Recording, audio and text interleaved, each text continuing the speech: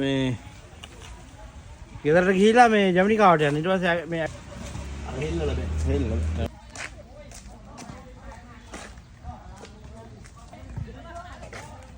මේ කොඩිය අරෙන් නැතිය.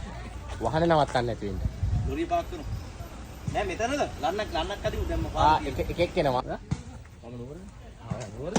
පත්තුනා කියලා භාගතුන් වහන්සේ එක්තරා ජාතක කතාවකදී අපිට දේශනා කළා. විතර කැලලක් අතර පේන්නේ නැහැ.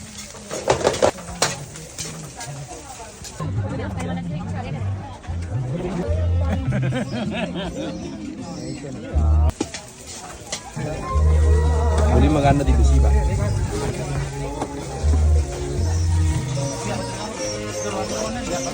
සඳරුවක්